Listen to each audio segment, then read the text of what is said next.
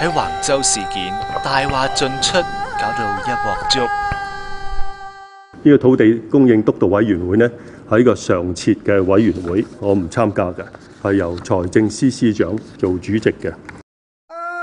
令到佢無啦啦被拉落水，好彩道行夠，閘住反彈冇回頭。督導委員會有冇決定將橫洲項目分期執行？我澄清咧，督導委員會咧係並沒有作出有關嘅決定。是否很驚訝，講不出說話？沒錯，我是說你想分手嗎？曾給你信福都就像綿羊，何解會反咬你一下？你知嗎？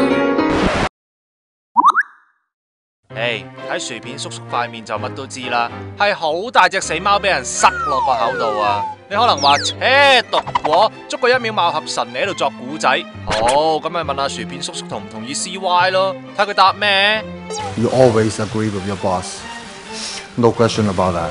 咁點解你又要發聲明去當晚就澄清或者反對佢嘅講法？我答嗰個問題係冇反對到特首嗰個聲明嘅，我係問兩個好簡單嘅問題。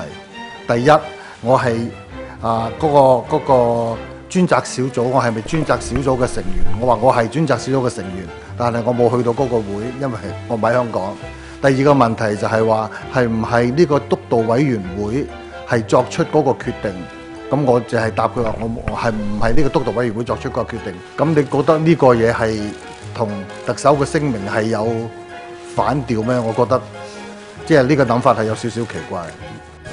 回頭望伴你走，從來未曾幸福過，付過湯，渡過火，沿途為何沒愛河？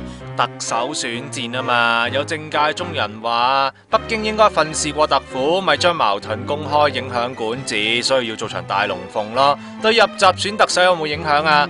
政界人話好難評估喎。好心一早放開我，從頭努力也坎坷，統統不要好過，來年歲月那麼多，為繼續而繼續，直接不過承認錯，若勉強也分都不多，不如什麼也失破。